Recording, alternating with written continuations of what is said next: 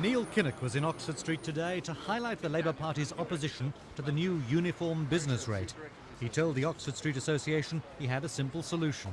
Abolition is the only real alternative, and the restoration of a system of locally levied rates so that the local businesses can bring their influence to bear on the democratically elected authority, the local council, that collects those rates. Is there now a deliberate policy of the Labour Party to become friends with the business community?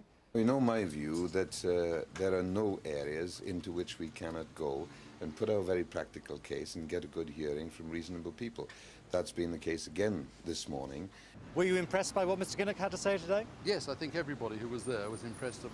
He's obviously very knowledgeable, very bright, talked a lot about the economics of retailing, but obviously he wants to learn, wants to know a lot more about what retailing is all about.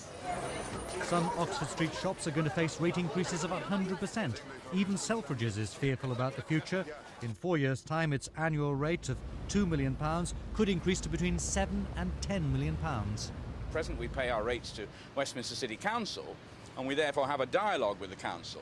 Under the new system, we pay it to central government, and so the people who are responsible for cleaning our streets and keeping the street clean are no longer available to us to talk to because we don't pay them the rates anymore. We feel that the uniform business rate is very difficult for small businesses.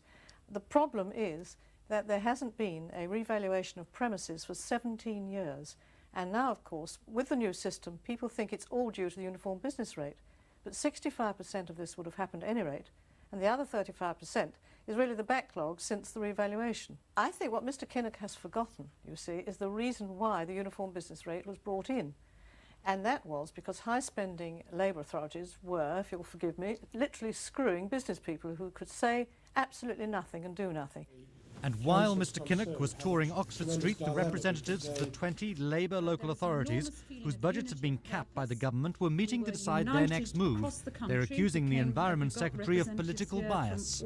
We want to challenge that political bias in the courts, and we have sent lawyers away to see where our best case lies. Secretary of State is going to get This is Chris Morgan at Camden Town Hall for Thames News. The leaders of those councils are very clear that the electorate will...